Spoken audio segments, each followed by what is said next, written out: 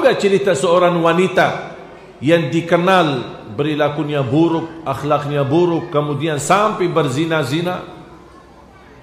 Ketika dia minum air dari sumur air, kemudian ketika dia keluar dari sumur air bertemu dengan anjing yang sedang mengeluarkan lidahnya dan haus, dia turun lagi. Walaupun dia sudah tahu pengalaman dia, turun lagi itu sangat susah. Apalagi tidak punya tempat untuk bawa airnya, botol atau gelas atau apa. Dia pakai sandal, sepatunya dia turun ke sumur air dan mengisi sepatunya air, kemudian dia megang dengan mulutnya dan dia naik lagi dan kasih kepada anjing. Allah subhanahu wa ta'ala melihat perbuatannya, Allah ampuni dosanya dan Allah masukkan dalam surganya.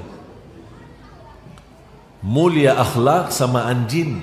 Padahal mohon maaf Bapak Ibu, hukum anjing di dalam Islam apa? Najis, haram. Tapi begitu Allah balas pahalanya. Kira-kira gimana kalau binatangnya itu bukan haram? Bagaimana binatang itu seperti burung? Kita kasih air. Kata guru saya, kalau ada kucing atau burung sedang dia di atas tanah atau dia letakkan diri dan ada bekas air hujan, kemudian dia minum. Kadang-kadang kita lihat kan, ada kucing sedang minum dari air yang ada bekas hujan atau apa di tanah, atau burung. Kata guru saya, haram ganggu dia. Kadang-kadang kita datang, hush, dia terbang. Perilaku barangkali sambil main-main, dia dianggap kecil. Apa? Buat apa? Dosa.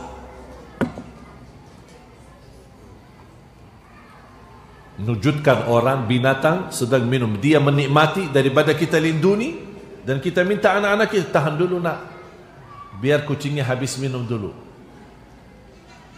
Bahkan termasuk kata guru saya, sedekah yang mulia adalah ketika kita membawa air di teras rumah kita atau di tembok rumah kita subuh hari, karena subuh hari kan biasanya banyak burung. Kita letakkan di emper atau apa namanya, mangkok atau apa saja, kita simpan di atas tembok rumah kita atau pagar rumah kita atau teras rumah kita, dan setiap binatang yang datang minum akan kita mendapatkan pahalanya. Dan bisa itu, amalan itu bisa melindungi kita dari takdir yang buruk. Kalau Allah takdirkan di saat itu ada berambuk ke rumah kita, ada godaan, ada musibah, ada kebakaran, gara-gara sedekah ini bagi air kepada binatang, Allah selamatkan kita dari takdir ini. Allah rubahkan takdir. Cuba balasan Allah kepada kita ketika kita berilaku baik sama binatang. Gimana berilaku baik sama manusia? Lebih-lebih lagi berilaku baik sama sesama muslim. Lebih-lebih lagi kemuliaan kita berilaku baik sama orang tua kita. Faham Bapak Ibu? Jadilah orang yang mulia akhlaknya. Mohon maaf kalau kita tidak dapat dari kemuliaan akhlak, tidak dapat pahala. Anggap ya, mohon maaf ya, anggap kemuliaan akhlak tidak ada pahalanya, tidak dapat darjat tinggi di surga, tidak dapat apa-apa dari Allah, cuma dapat satu, menjadi orang terpilih dekat sama Rasulullah. Menurut saya itu cukup. Siapa yang tidak mau dekat sama Rasulullah? Kita aja yang belum pernah bertemu dengan Rasul, tidak pernah mempandangi Rasul, merasa sangat rindu Rasulullah SAW. Ingin mempandangi wajahnya, walaupun melalui mimpi. Siapa yang tidak mau? Itu menjadi tanda cinta kita. Apalagi kita terpilih posisi duduknya di samping Rasulullah sallallahu alaihi wasallam.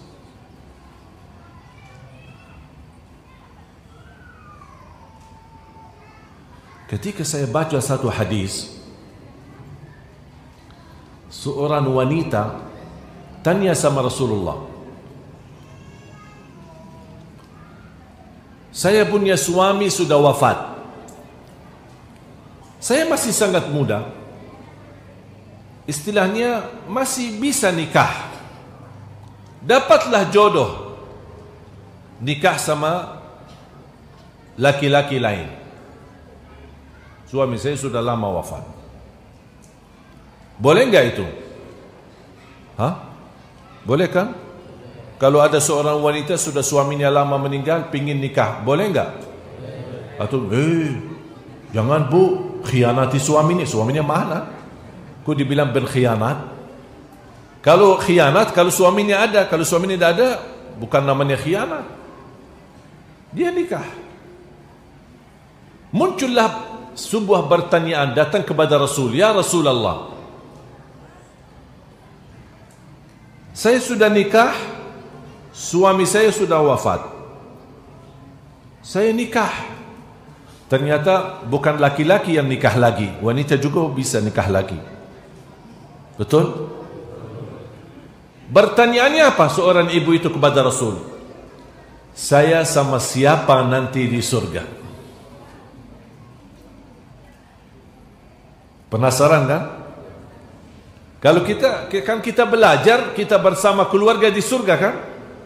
Tapi gimana posisi seorang perempuan yang suaminya 2 atau 3? Saya kenal ada satu perempuan suaminya 17. Saya tidak tahu apakah suami yang kurang suka dengan dia atau dia kurang suka dengan suami. Cerai, begitu habis iddah langsung dia nikah lagi. Cerai habis iddah nikah lagi sampai 17. Saya kenal baik, saya kenal. Tapi bukan di sini, di Arab ya, bukan di Indonesia. Ada di negeri sana. Jadi bagaimana posisi seorang wanita yang Allah menjanjikan akan dipertemukan dengan keluarga di dalam surga? Terus bagaimana posisi wanita yang suaminya lebih dari 1? Dia sama siapa nanti? Tidak mungkin dia semua bersama suami-suami semua bergauli, tidak boleh. Apa jawab Rasulullah SAW? Dia bersama yang termulia akhlaknya. Subhanallah. Ternyata kemuliaan akhlak itu pengaruh. Sampai Allah menjadikan mereka bertemu kembali di dalam surga karena kuncinya kemuliaan akhlak.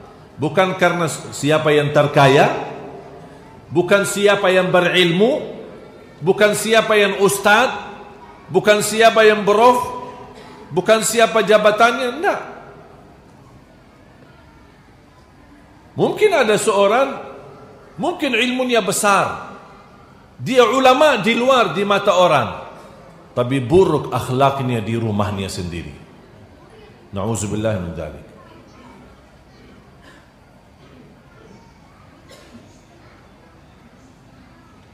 Dan kunci kemuliaan akhlak seorang bukan dia mulia akhlaknya di luar, tapi mulia akhlaknya bersama keluarganya sendiri.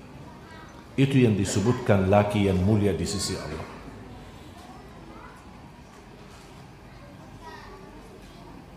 Belajar Bapak Ibu menjadi orang yang baik, walaupun mohon maaf sama orang yang menzalimi kita.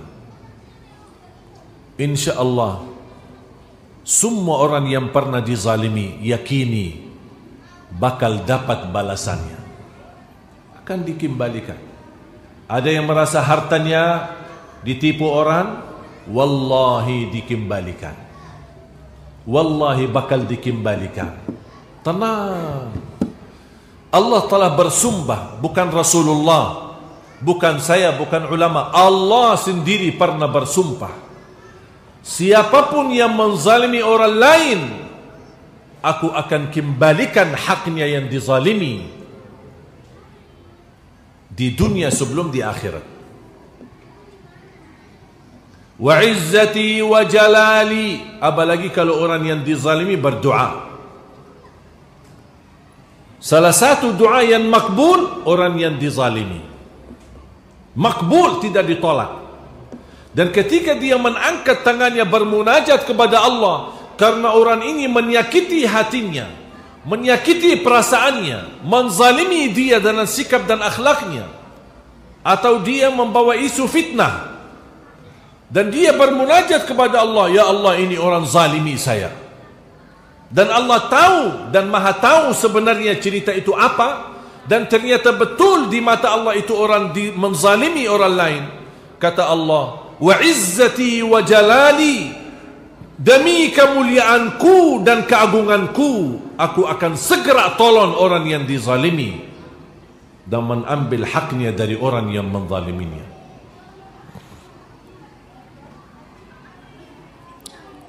Ketika saya dengar Allah sendiri bersumpah, saya tidur nyaman, tak pernah takut. Orang fitnahin saya, masalah kecil. Orang caci maki saya, tak ada artinya. Bakal dapat dia gilirannya, bakal dia difitnah, bakal dia dicatuhkan, bakal dia dihina. Tapi bukan saya, tapi prosesnya cara Allah, bukan cara saya. Saya tidak mau ambil hak saya. Saya bisa bela diri, saya bisa menghadap orang, saya bisa berantem, saya bisa berkelahi sambil ambil hak saya. Tapi saya tidak mau mengambil hak saya dengan cara saya. Saya ingin hak saya bisa datang ke saya, tapi dengan cara Allah. Makanya selalu saya banjatkan kepada orang yang terbukti menghina saya, menzalimi saya, atau apa saja, saya selalu banjatkan doa, hasbi Allah wa ni'mal wakil. Artinya apa? Dalam urusan ini saya mewakilimu ya Allah, karena Allah sebaik-baik yang diwakili. Sudah. Kalau ada kasus besar, kita mencari penacara kan? Ketika sudah serahkan penacara, kita percaya enggak? Percaya sepenuhnya kepada penacara untuk mengambil hak saya. Gimana kalau penacara kita adalah Allah subhanahu wa ta'ala? Percaya enggak? Sangat percaya. Wa ni'mal wakil, ni'mal maula, wa ni'mal nasir. Sebaik-baik penolong. Saya akhiri satu cerita. Rasulullah sallallahu alaihi wasallam sebelum jadi nabi sudah terbiasa di tengah kuffar Quraisy. Tahu enggak Bapak Ibu, umur Rasulullah hidup di Makkah lebih panjang daripada umur di masa dakwah. Masa dakwahnya berapa lama? 23 tahun. 13 tahun di Makkah dan 10 tahun di Madinah. 23 tahun. Berarti separuh umur dia di Makkah. Umurnya selama di Makkah sebelum jadi Nabi berapa lama? 40. Bayangkan. Kalau kita ingin menilai seorang, ada orang berhubungan dengan orang lain 40 tahun. Ada juga yang 23 tahun. Kira-kira pengalaman saya dan kita tahu siapa yang kira-kira yang lebih ini, apakah yang 40 atau yang 23? Yang 40. Saya lebih lama hidup sama dia. Saya tahu hidupnya, sehari-harinya, perilakunya, di mana dia pergi, di mana dia datang, bergaulnya seperti apa, sikapnya seperti apa. Ini bukan hidup satu hari, 40 tahun. Sampai Nabi Muhammad sebelum jadi Nabi mendapatkan gelar bukan dari siapa-siapa, tapi dari kuffar, orang kafir, dari kuffar Quraisy. Gelarnya apa? As-Sadiqul Amin, orang yang paling jujur dan amanah. Tahu enggak Bapak Ibu, termasuk ketika Nabi Muhammad sudah jadi Nabi dan lebih daripada separuh penduduk Makkah belum mau terima Islam, tapi masih Nabi Muhammad di mata mereka As-Sadiqul Amin. Buktinya apa? Kalau mereka punya harta kelebihan harta di rumah, mereka takut simpan. Dia simpan hartanya di mana? Di bank. Bank siapa? Bank Muhammad. Mereka datang kepada Nabi Muhammad, mohon, saya percayamu, tapi saya tidak mau masuk Islam. Ini harta saya, tolong simpan, amanah. Rasul terima. Ini kafir. Dia kafir, tapi Rasul terima. Ketika waktu Allah izinkan Nabi Muhammad berhijrah, hijrah malam hari, dia mungkin dia datangi ke rumah orang, kembalikan amanah. Sudah malam, orang pada tidur. Dia panggil Ali bin Abi Talib. Wahai Ali. Padahal di masa itu, waktu hijrah, kuffar Quraisy sedang sepakat untuk membunuh Nabi Muhammad. Cuba bayangkan. Bisa aja Nabi Muhammad sakit hati, bisa aja Nabi Muhammad merasa dizalimi. Kalian lagi meeting ya, lagi rapat ya, mau bunuh saya ya. Kalian lupa ya harta kalian ada di saya ya. Udah halal, halalan thayyiban, saya bawa lari aja. Ini sekarang zaman ini muncul seperti itu. Karena orang jahat, kalau kita dapat kesempatan ambil hartanya, ini orang jahat, tapi terus bagi kamu apa? Halal. Halal bagi kita. Nabi Muhammad tidak mau. Panggil Ali, wahai Ali, ini harta-harta si fulan, semua nama-nama masing-masing. Saya Allah izinkan untuk berhijrah. Besok pagi, mohon wahai Ali, kembalikan harta-harta mereka kepada mereka masing-masing. Ini musuhmu ya Rasulullah, ini musuh, bukan sahabat, bukan teman. Ini musuhmu. Tetap Nabi Muhammad berlaku baik. Karena dia tidak mau dirusak nama As-Sadiqul Amin. Orang yang paling jujur dan amanah. Kira-kira Bapak Ibu mau enggak dapat gelar itu di mata Allah SWT? As-Sadiqul Amin. Datang As-Sadiqul Amin, sudah pergi As-Sadiqul Amin. Dari mana As-Sadiqul Amin? Katamu siapa? As-Sadiqul Amin. Masya Allah. Itu yang kita butuhkan. InsyaAllah kalau kita terapkan seperti ini, saya jamin negeri kita insyaAllah ma'mur, aman, berkah. Dan dari sifat As-Sadiqul Amin kita terapkan akhlak Nabi Muhammad, wallahi bisa jadi kun fayakun, Allah rubahkan nasib Indonesia. Sebagaimana kun fayakun, Allah kirimkan virus corona, semua dunia kencang. Jatuh ekonominya, jatuh politiknya, bersoalan macam-macam, sampai sekarang belum bisa diatasi. Jangankan ekonomi orang biasa, ekonomi negara yang penghasilannya miliaran bahkan triliunan terganggu. Krisis. Gara virus kecil yang tidak bisa dipandangi oleh mata. Kun fayakun. Siapa yang berani melawan Allah, Allah akan kirimkan pasukannya. Di antaranya corona. Kecil. Kecil. Allah tidak butuh kirim pasukan besar. Allah tidak butuh kirimkan Namrud, Raja Namrud sombong, dan dia berkata saya bisa mematikan orang dan menghidupkan orang, dan dia melawan Nabi Ibrahim, dan dia membuat kezaliman yang luar biasa. Allah kirimkan apa? Tahu enggak? Nyamuk. Nyamuk.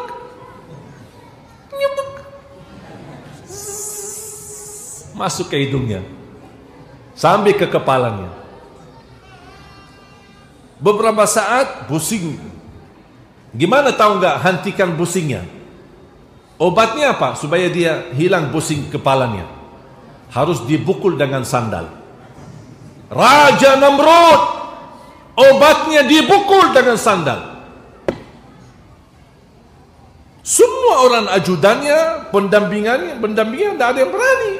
Pukul saya, aku perintahkan kalian pukuli saya.